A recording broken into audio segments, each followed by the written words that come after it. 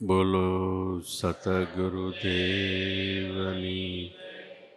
પોપટરામ બાપાની, દુધેશ્વર માતની, લાવેશ્વર નાથની, ઉગમેશ્વર નાથની, ઈર્ષાગર ભગવાનની, સતગુરુદેવની જય. મહાભારતનું યુદ્ધ પૂરું થયું. એટલી બધી માનવ હત્યા થઈ કે લાશનો ઢગલો જબરજસ્ત થઈ પડ્યો. આ જોઈને પાંડવોના મોટા ભાઈ યુધિષ્ઠિર એટલે ધર્મરાજા, એને મનમાં બહુ દુઃખ થયું કે આપણે કોપ ખોદી નાખ્યો. એ વખતે યુદ્ધ પછી જગતમાં કોઈ રાજા નહોતો રહ્યો. ફક્ત 5 પાંડવો અને થોડા ગણ્યા ગાંઠ્યા માણસો બચ્યા હતા. રાજા ન રહ્યો, તેમ લડવૈયા પણ ન રહ્યા, અને પૃથ્વી ઉપર હાવ શૂન્યકાર સવાઈ ગયો. છતાંય ધર્મરાજાના મનમાં એમ થયું કે જે હેતુથી લડાઈ કરી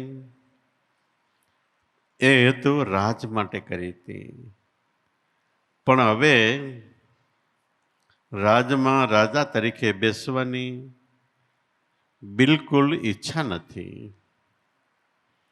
કૃષ્ણ પાસે જઈને કીધું કે આ યુદ્ધ થયું, જબરજસ્ત માનવ હત્યા થઈ પડી.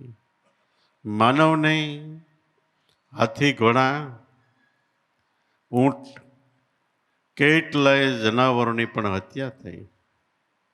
આનો કેટલો બધો દોષ મારી પર ચડશે, કારણ કે યુદ્ધની અંદર પાંડવ પક્ષમાં સૌથી મોટો હું છું. આ દોષમાંથી મુક્ત થવા માટે કૃષ્ણ ભગવાન કહે કે હિમાલય હાડ ગાળો. હિમાલય હાડ ગળી જાય એટલે હાડ એટલે તમારા શરીરને, આ દોષ છે એ શરીર ગળી જાય એટલે તમે દોષના બંધનમાંથી મુક્ત થાઓ. પાંડવોએ તૈયારી કરી, પણ ખરેખર હિમાલય એટલે આપણાથી, કાયિક એટલે કાયા દેહથી, વાચિક એટલે વાણીથી બીજાને શબ્દના ચોટ મારો, એનો જબરજસ્ત કર્મ આપણી માથે ચડે છે. અને માનસિક, મનથી પણ બીજાનું બુરું ઈચ્છું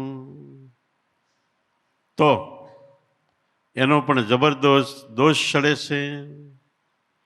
કાયિક, વાચિક અને માનસિક ત્રણેય દોષમાંથી મુક્ત થવા માટે આપણે જે કરી રહ્યા છીએ એ જ્ઞાનનો હિમાલય છે. સત્સંગ આ જ્ઞાનનો હિમાલય. આની અંદર હાડ ગાળવું એટલે આપણા મનને ગાળી નાખવાનું. સત્સંગ કોઈ મનોરંજન કાર્યક્રમ નથી, અને ફક્ત સાંભળી લેવા માટેની વાત પણ નથી. સાંભળ્યા પછી જે જ્ઞાન કહેવામાં આવે, જે વાતો કરવામાં આવે એ બધે દરેક વાત ફક્ત ને ફક્ત આપણા મનને સમજાવવા માટેની હોય છે. ભક્તિપદની અંદર કરવાનું શું છે? આપણા મનને સમજાવવાનું. અને મન સમજી ગયો તો એ મનને સદગુરુએ આપેલ નામ, એ જ આપણું સ્વરૂપ, આપણો આત્મા છે. ફરીવાર સદગુરુએ આપેલું નામ એ જ આપણું સ્વરૂપ છે, આપણો આત્મા છે. પણ ક્યારે કે મન સમજીને એ નામની અંદર પોતાનું મનત્વ, મનનો અર્થ મેં નહીં, હું કાંઈ નથી, એવું મનત્વ નામમાં નક્કી કરે તો, જો દેહમાં હું કાંઈ નથી મન નક્કી કરે તો અત્યારે તો આપણું મન બધી રીતે છે દેહની અંદર, દરેક ઇન્દ્રિયો ઉપર રાજા થઈને ફરે છે, દેહનો પણ સરદાર થઈને કેટલાય હુકમો બજાવે છે. અમુક હુકમો એવા છે એ ન બજે તો વટ હુકમ કરે છે અને પોતાનું ધાર્યું કરાવવા માટે મહેનત કરે છે. આ મન આખા દેહનો સરદાર રાજા છે. એને એકવાર મન મેં નહીં, હું નથી એ ભાવમાં લાવી દઉં તો મન નથી તો દેહ તો જડ છે અને આત્મા ચેતન છે. બે વિભાગ પડી જાય. જો મન નહીં રહેતો આપણે આત્મા સ્વરૂપે કાયમ સહી જ. એ સ્થિતિમાં આપણું પગલું મંડાઈ જાય. એટલે મહાપુરુષો કે મન કહે મેં કર્યું કરતલ બીજો કોઈ. હાલના જીવનમાં આપણે મનથી જીવતા હોય અને એમ લાગે કે આ બધું મેં કર્યું, પણ કરતલ બીજો કોઈ. આત્મા છે તો આપણો જીવનનો પ્રવાહ ચાલે છે. કરતલ બીજો કોઈ એટલે આપણો આત્મા. મન કહે મેં કર્યું કરતલ બીજો કોઈ. જો મનથી જ થતું હોય તો આપણા આદરા અધવસ રહે. મન સર્વસત્તાધીશ નથી. આદરા આપણા અધવસ રહે એટલે આપણે જે કામ કરતા હોય એ કામ પરિપૂર્ણ ન થાય. તો એ કામ કોણ કરે? મારો હરિ કરે સો હોય. હરિ એટલે આપણો આત્મા, સદગુરુ. એ જે કરે એ હોય. એના થકી થાય છે તો મનની લગામ એને સોંપી દો. આનું નામ અર્જુને મહાભારતના યુદ્ધમાં કૃષ્ણને રથની લગામ સોંપી. યુદ્ધ જીતાય એમ નહોતું, પણ હાંકવા વાળો સારથી. આપણે આ જગતમાં દરેક મનુષ્ય આપણી જિંદગી સંઘર્ષ એટલે એક લડાઈ છે. દરેક મનુષ્ય કઈ ને કઈ પ્રકારે લડાઈ લડતો હોય છે, પણ આપણે લડાઈ જીતી શકતા નથી. ક્યારેક વળી એવો પ્રસંગ બને કે જીતી જાય થોડી ઘણી, પણ પૂર્ણ લડાઈ જીતી શકતા નથી. જીતાય છે ક્યારે? આપણો સારથી કૃષ્ણ જેવો હોય તો જીતાય છે. સારથી શું કરે છે? રથને હાકે છે. અંદર અર્જુન રૂપે આપણું મન બેઠું છે. દેહ રૂપી રથને આત્મા રૂપી સારથી હાકે છે. હાંકવા વાળો એટલે ખાલી રથને હાકે છે એમ નહીં. સામેથી જેવું બાણ આવે એ પ્રમાણે રથને ઊંચા નીચો કરે છે અને એ પ્રમાણે ઘોડાની લગામનો ફેરફાર કરે છે. જો સામેથી બાણ આપણે ઘોડાના પગ પાસે નીચે આવે તો આની અંદર એવા ઘોડા છે કે ઊંચા હોય જાય, પણ હાંકવા વાળો સમર્થ હોવો જોઈએ. બરોબર આપણા નિશાનમાંથી બાણ આવે તો આ બાજુ કે આ બાજુ આપણા જીવનના રથને ફેરવી નાખે છે. એવા પ્રસંગો આપણા જીવનમાં ઘણી વખત બનતા હોય છે.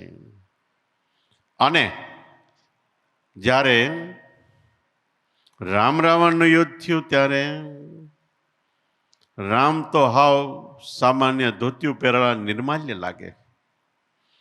રાવણ પાસે તો જબરજસ્ત કેટલી પ્રકારની શક્તિ હતી. તો એ યુદ્ધ કેમ જીતવું? પણ ઇન્દ્રે આજ્ઞા કરીને એક સારથી એવો મૂક્યો કે જેવું બાણ આવે એ પ્રમાણે રથની લગામ ફેરવી નાખે, ઘોડાની લગામ અને રથને ફેરવી નાખે. રાવણનું બાણ નીચે આવે તો આકાશમાં ઉડે, અને આકાશમાંથી બાણ જવા દે એ તરફ બાણ જાય તો સારથી નીચે ઘોડા લાવે. આવું જ આપણા જીવનનું છે. સદગુરુને જો આપણે સારથી બનાવ્યા હોય, એ શરણમાં આપણું મન હોય અને એના કહેવાના સિદ્ધાંત પ્રમાણે આપણે ચાલતા હોય તો આપણા દેહનો રથ, જીવનનો રથ, એ પણ આપણને કોઈ જગતનું શસ્ત્ર વાગે નહીં. શસ્ત્રો ક્યાં છે? કામ, ક્રોધ, મોહ, લોભ, છળ, કપટ, ભ્રમણા, રાગ, દ્વેષ, ઈર્ષા, મારું તારું, દગો, કૂડ, કપટ, પ્રપંચ, પાખંડ, અનાચાર, ભ્રષ્ટાચાર, દુરાચાર, વ્યભિચાર, એવા અનેક શસ્ત્રો છે. લડાઈમાં એવા શસ્ત્રનો ઉપયોગ થાય છે. સીધા બાણનો ઉપયોગ થાય છે.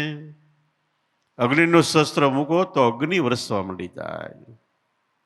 વરુણ શસ્ત્ર મૂકો તો વરસાદ વરસે.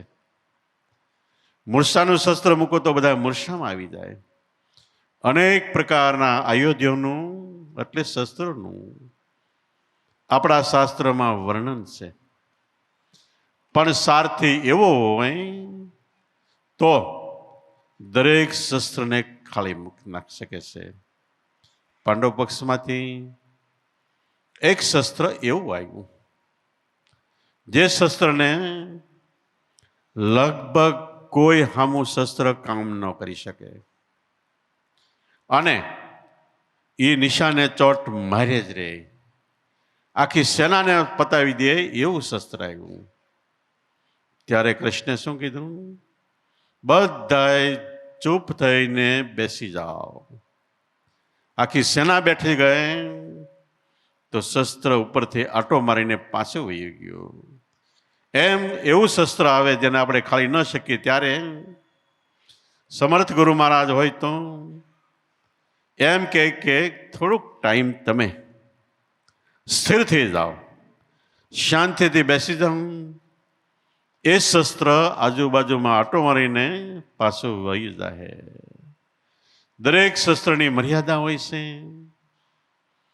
પણ પ્રેમ શસ્ત્ર છે એ અમર્યાદિત સત્તા છે. એની આગળ કોઈ વસ્તુ આવી ન શકે. રાવણના પુત્રે બ્રહ્માસ્ત્ર મૂક્યું. બ્રહ્માસ્ત્રનો નિયમ એવો છે કે લક્ષ્ય વેધીને જ પાછો આવે. અને રામે લક્ષ્મણને કીધું તું ક્યારેય બ્રહ્માસ્ત્રનો ઉપયોગ નહીં કરતો, કોઈ પણ પરિસ્થિતિમાં. બ્રહ્માસ્ત્ર એનાથી નીચેની વાત કરી તો આપણી પાસે ગમે એવું બળ હોય, શરીરનું બળ હોય, પૈસાનું બળ હોય, સત્તાનું બળ હોય, કોઈ પણ પ્રકારનું બળ હોય, એનો ક્યારેય ઉપયોગ ન કરવો. તો બ્રહ્માસ્ત્ર મૂક્યું, આવ્યું. લક્ષ્મણે જોયું કે ભાઈએ તો ના પાડી છે. તરત જ લક્ષ્મણ બેસી જઈને રામ આત્માના શરણમાં ચોંટી ગયો અને પ્રેમથી બ્રહ્માસ્ત્રને પગે લાગ્યો. બ્રહ્માસ્ત્ર આટો મારીને વહી ગયું. ત્યારે બ્રહ્માસ્ત્ર છોડનાર મેઘનાદને એમ થયું કે આપણે જેની સાથે લડાઈ કરી એવો કોઈ જેવા તેવા નથી. દોડતો દોડતો રાવણ પાસે ગયો. બાપુજી બાપુજી તો કે હું આપણે જેની સાથે લડાઈ આદરી છે એ નારાયણ હોય. એટલે રાવણ કે કેમ? તો કે બ્રહ્માસ્ત્ર પાછું વળ્યું, આપણે કોઈ કાળે એને જીતી ન શકીએ. રાવણ કે ગાંડો થામા, કાયતના પાઠ બોલમાં, જિંદગી સંઘર્ષ લડાઈ લડી લેવું, આપણે જીતી જવું તોય આપણે જીત્યા છે. અને જો નારાયણ હોય ને એની હાથે મરશું તોય આપણે જીત્યા છે. માટે લડાઈ કરી રાખ. આપણી જિંદગીમાં જે પ્રકારની લડાઈ આવે એ લડાઈ કાયમ માટે ચાલુ રાખવી. ગમે એટલી આફત આવશે, પણ તમારામાં સદગુરુમાં શ્રદ્ધા, વિશ્વાસ, ભાવ પ્રેમ હશે તો આપણે એમાંથી ગમે ત્યારે વિરક્ત એટલે છૂટા થઈ જાવ. એટલે લડાઈનું કોઈ શસ્ત્ર કાંઈ આપણને કાંઈ કરી શકશે નહીં. તો આપણે જે કહી રહ્યા છીએ, આપણા શાસ્ત્રોમાં જે લડાઈઓ છે, શસ્ત્રો છે, બધી વાત આપણા દેહ મંદિરની છે.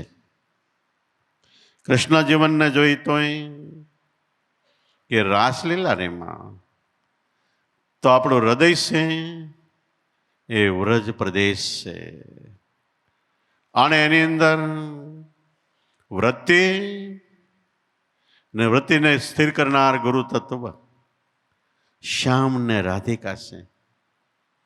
અને અખંડ રાસલીલા જો શબ્દમાં યાદ આવી તો જેને મહાપુરુષો કે શ્યામ ને રાધિકા રાસ રમે જેને દેખીને મારા નેનલા ઠરે, એ અંતરની અંદર રાસલીલા કાયમ માટે ચાલુ છે. કૃષ્ણનો જન્મ કે ગોકુળમાં થયો. ગૌ એટલે ઇન્દ્રિયો, કુળ એટલે જથ્થો. બધી ઇન્દ્રિયો ભેગી થાય, એનો જથ્થો થાય, એ નાભી પરામાંથી સૌ કોઈનું પ્રાગટ્ય થાય છે. ત્યાં આત્મ સ્વરૂપ કૃષ્ણનું પણ પ્રાગટ્ય છે. વાસુદેવ એને પેટે વાસુદેવ દેવકી આપણા 4 અંતઃકરણ છે, મન બુદ્ધિ ચિત્ત ને અહંકાર. આને શાસ્ત્રોમાં વાસુદેવ કીધા છે. આપણે શ્રુતા શબ્દનો યોગ કહીએ છીએ. અને ત્યાર પછી ઇન્દ્રિયોમાંથી મન મથુરામાં ગયા. મથુરામાં ગયા પછી ઓલા રાડી ઉપાડી પણ થાકી ગયા, ટપાલ લખીને થાકી ગયા, પણ ત્યાં પાછા ન ગયા. તો આપણું મન એક વાર ઇન્દ્રિય ભાવમાંથી મનોપ્રદેશમાં વહી ગયું. ઇન્દ્રિયનો ભાવ ઉઠી ગયો એટલે ફરી વાર એ તરફ આપણું મન જતું. પછી થોડોક ટાઈમ કુંજ ગળી ગયા, એટલે જ્ઞાનની ગુફામાં ડૂબકી મારી. પછી વ્રજ પ્રદેશ એટલે જ્યાં પ્રેમનો પ્રદેશ, પ્રેમનું સામ્રાજ્ય, ત્યાં જતા સર્વના મનવૃત્તિના પ્રવાહ સ્થિર થાય છે. યમુના નદી હિમાલયમાંથી નીકળે છે ત્યારે ખળભળાટ વહેતી જાય છે, અવાજ કરતી કરતી ચાલી જાય છે. પણ જ્યારે વ્રજ પ્રદેશમાં જાય તે ખળભળાટ છોડી દે છે, સ્થિર ચાલે છે. એમ આપણું અંતરનું ગમે એવું જીવન યમુના પ્રવાહ એટલે સંસાર પ્રવાહ. આપણો ગમે એટલો તેજ હોય, ખળભળાટ વાળો હોય, પણ સદગુરુ નામના પ્રેમના પ્રદેશમાં જાય એટલે મનના સંકલ્પ વિકલ્પ વિચારો સર્વે શાંત થઈ જાય છે. અને શાસ્ત્રોમાં એમ લખ્યું કે યમુના વ્રજ પ્રદેશમાં ગઈ એટલે ખળભળાટ છોડીને કૃષ્ણ કૃષ્ણ કૃષ્ણ કૃષ્ણ કૃષ્ણ કૃષ્ણ એવો જાપ જપવા માંડી. તો આપણે પ્રેમના પ્રદેશમાં જ્યારે આપણું મન જાય ત્યારે અંતરમાંથી કૃષ્ણ એટલે નામનું સ્મરણ ચાલુ થઈ જાય છે. અને વહેલા મોઢું આપણે રાસલીલા જે કહી છે, શબ્દ સુરતાનું એક ઘર એ થાય છે. હમણાં કે શરદ પૂનમની રાત આવી છે ત્યારે કે કૃષ્ણ ભગવાને રાસલીલા રેમાં સત્સંગની એવી જમાવટ કરી 16,108 ગોપ ગોપીઓ એટલે સ્ત્રી પુરુષો બધાય સત્સંગમાં એટલા તલીન થયા. 6 મહિના સુધી ઘર કોઈને સાંભળ્યું નહીં, અને 6 મહિના સુધી રોકાઈ ગયા. 6 મહિના સુધી ચંદ્ર 16 કળાએ ખીલ્યો. એટલે આપણા સ્વરૂપમાં એ તદાકાર રહ્યા. આનું નામ રાસલીલા છે. રાસલીલા એટલે દાંડિયા રાસ નહીં. જો 6 મહિનાની રાત થઈ હોય તો જગતના મનુષ્યનું શું થાય? પણ 6 મહિના સુધી સૂર્ય ચંદ્રના ઘરમાં જઈને બેનું એક ઘર થઈ ગયું. ત્યારે 16,108ની સુરતા, પ્રથમ વ્રતિ ને પછી સુરતા, એ સુરતા કૃષ્ણના ગુરુ જ્ઞાનમાં વિરામ પામી સ્થિર થઈ ગઈ. ત્યારે અંતરમાં બંસરીનો નાદ એક ધારો ચાલુ થઈ ગયો. જેને આપણા મહાપુરુષો ગાયું, ખીમ સાહેબ કે જુઓ ગગનમાં હેરી, જ્યાં બંસરી વાગે ઘેરી ઘેરી. ગગનમાં એક ગગન આપણો શ્વાસ છે, એક નાભી છે, એક શબ્દ છે, એવા 7 ગગન છે. ગમે ત્યાં દ્રષ્ટિ કરો તો બંસરી વાગે ઘેરી ઘેરી, ઘેરો ઘેરો નાદ આવતો હોય. દૂર દૂર દરિયા કિનારે કોઈ માવો મોરલી વગાડતો હોય, એની આસી આસી લય હાલી આવતી હોય, એવો નાદ થાય. એ નાદ થાય ત્યારે આપણે માનવું કે આપણે રાસ લીલામાં છીએ. તો એ વખતે કે આકાશમાંથી અમી ઝરવા માંડ્યું. આપણે એ વખતે પૌવાને ચોખાને કાંઈક દૂધને મૂકે છે કે આમાં અમૃત આવે, એમ નથી આવતું. પણ અંતરમાં જમાવટ થાય તો બ્રહ્માંડમાંથી આપણી અંદર અમી ઝરણા એટલે અનુભવનો દિવ્ય પ્રકાશ થાય છે. એ પ્રકાશ પછી આપણે ગમે રીતે રમત રમી, ખાઈ પી, હરીએ ફરી, રાજ કરી, ધંધો કરી, ઉદ્યમ કરી, બધાની અંદર સાર રૂપે આપણું મન એ ભજન કરતું કરતું બધું કરે છે. એવો અનુભવ થાય તે કબીર સાહેબ કીધું, ખાવ પીવો સોય પૂજા સેવા, પ્રસાદ થાય છે. બાપા એમ કહેતા શબ્દમાં મન વહી ગયું પછી તમે જેટલા ડગલા હાલો એ બધા તીર્થ છે. સુવો એ બધું દંડવત છે. ખાવ પીવો એની પૂજા અને નિવેદ છે. એને માટે ઘર અને બગીચો, ગ્રહ અને ઉદ્યાન એક સમ લેખવું. ગ્રહ એટલે ઘર અને ઉદ્યાન એટલે બગીચો, બે એક થઈ ગયા. આનું નામ ખરેખર દિવ્ય જ્ઞાન છે. પણ ક્યારેક શબ્દ નિરંતર મનવા લાગ્યા, મલિન વાસના ત્યાગે, ઉઠત બેસત કબૂ ન રોગે, એસી તાળી લાગી. શબ્દમાં જેનું મન નિરંતર એક ધારું લાગી ગયું, શબ્દ નિરંતર મનવા લાગ્યા, મનવું લાગી ગયું. મલિન વાસના ત્યાગી, શબ્દ સિવાય બીજા બધા વિચાર એ બધો ત્યાગ કરી દીધો. તો એ ઉઠતા બેસતા ક્યારેય અટકે નહીં. ઉઠત બેસત કબૂ ન રોગે, એસી તાળી લાગી ગુરુ વચનમાં શબ્દની, સુરતાની. અને કહ કબીર ઉનમુન રહની. આ અનુભવ થયા પછી ઉનમુન સંભળાય છે, અનુભવ થાય છે, પણ ચૂપ થઈ જવાય છે. ઉન્મન રહની કહેવાય નહીં સતાય. તમે આનો અનુભવ કરો એટલે મેં પ્રગટ કર ગાય. કહત કબીરિયા ઉન્મન રહની એટલે રેણી. સો પ્રગટ કર ગાય. પ્રગટ કર ગાય. આ તાળી એવી લાગી કે કોઈ દિવસ ક્યારેય રોકે નહીં, ક્યારેય ઊભી ન રહે. એવી વાત પછી જન્મ જન્માંતરો વચ્ચે અંતર નથી. નહીતર મરણ પછી, જન્મ પછી વચ્ચે અંતર પડે છે. અને લગ્ન વિધિમાં ગોરદાદા હું કે અંતરપટ કુરિયાત, એટલે હવે અંતર નાખી દો. લગ્ન થઈ ગયા એટલે શબ્દ સુરતાનું એક ઘર થઈ ગયું. કુરિયાત પડદો હટી ગયો. પણ કોને? કે શબ્દમાં સુરતા વિરામ પામી એને. નો વિરામ પામે ત્યાં સુધી બધાને અંતર છે. અને અંતર ભાંગ્યા વગર ઉભરો ન આવે પાનબાઈ. અંતર ભાંગવું એટલે સુરતા શબ્દમાં વિરામ પામી તે ઉભરો એટલે પ્રેમ ઉભરાય. ત્યારે અનંત બ્રહ્માંડમાં વ્યાપક એક જ સદગુરુ પરિબ્રહ્મ પરમાત્મા અથવા તો નામ એક ધારો ઉઠતું હોય. જેમ આપણે ઉનાળામાં ગામની બહાર ખેતરમાં હોય, 1 વાગે ધમ ધકતો તાપ હોય અને દૂર દૂર જુઓ એટલે જમીનમાંથી આમ વરાળ ધીમે ધીમે ઊંચી ઊંચી હાલતી હોય. એવી રીતે અંતરની અંદર આવી રીતે તાળી લાગે. એક ધારો આ પ્રવાહ જ્ઞાનનો, શબ્દનો ચાલુ હોય. એવી ઉન્મન રહની સૌ પ્રગટ કર ગાઈ. અને આ તાળી લાગ્યા પછી ક્યારેય બંધ નથી.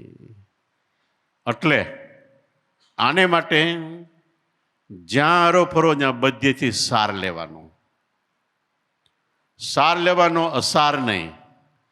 તો એકદમ તાળી લાગશે.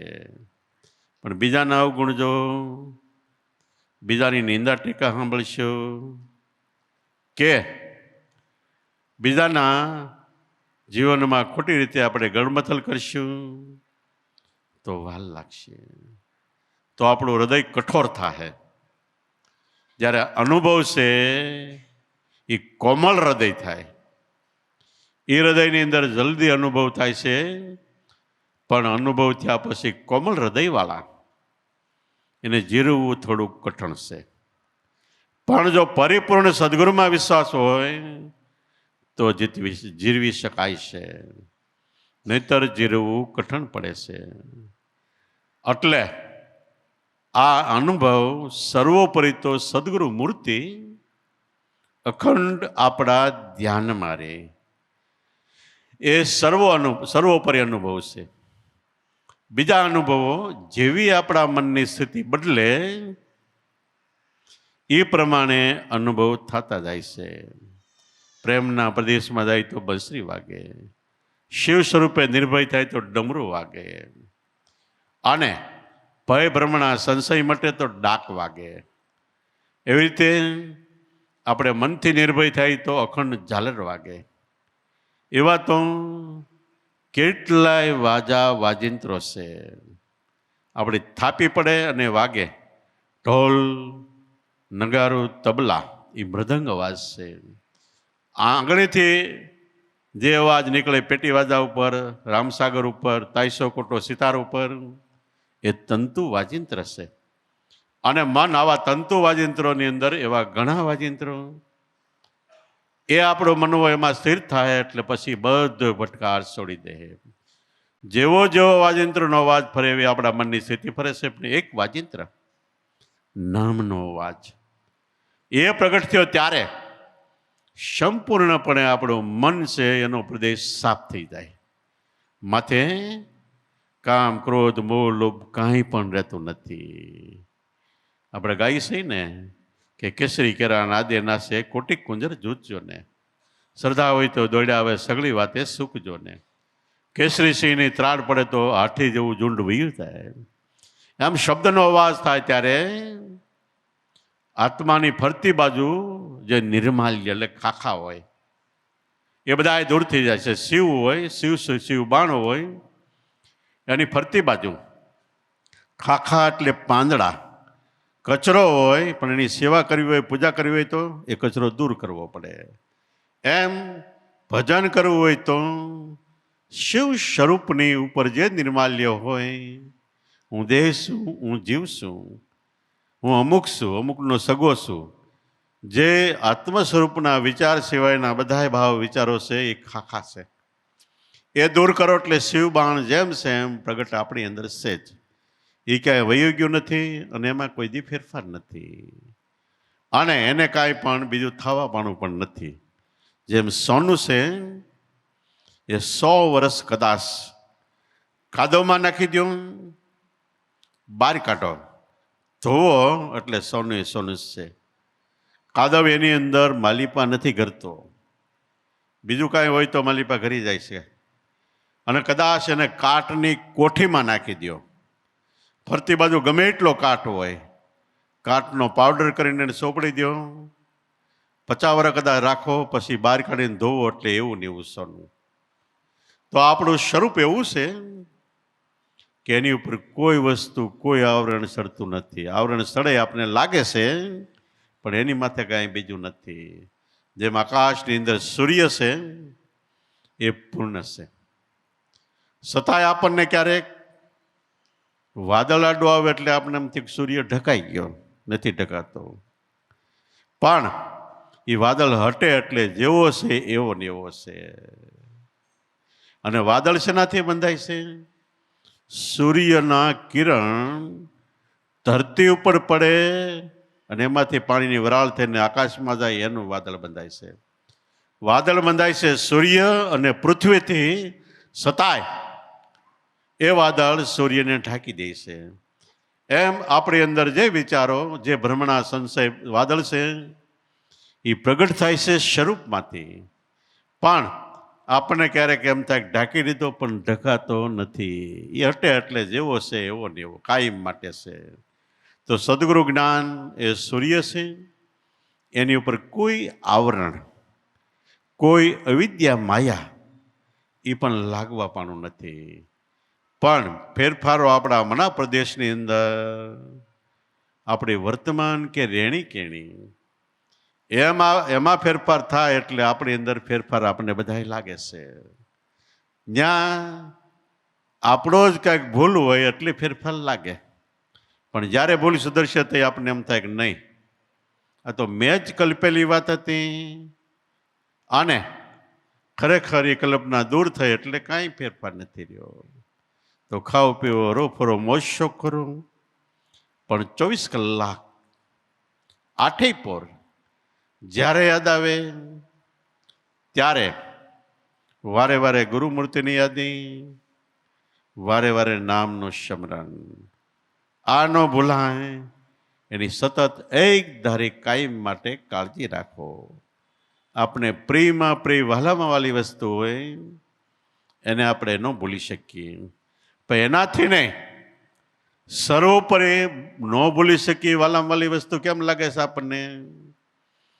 આપણી અંદર આત્મા છે તો, અને આત્માને એમ નથી, એને સારું નરસું વાલું નરસું નથી કાંઈ, પણ આત્માથી મન છે એટલે મનથી સારા નરસું લાગે છે. પણ આત્મા સ્વરૂપમાં જાઓ એટલે સુખ દુઃખ હર્ષ શોક મારું તારું હું તું દ્વંદ્વો મટી જાય, કાંઈ સારું નરસું નહીં લાગે. તો 24 કલાક સદગુરુ અને નામમાં સમાઈ રહ્યો, એની અંદર પ્રેમ ભાવ રાખો. પ્રેમ ભાવ રહે તો એમાં કોઈ દી ગુણ દોષ અવગુણ કાંઈ નહીં દેખાય, અને નહીં રહે તો દેખાય.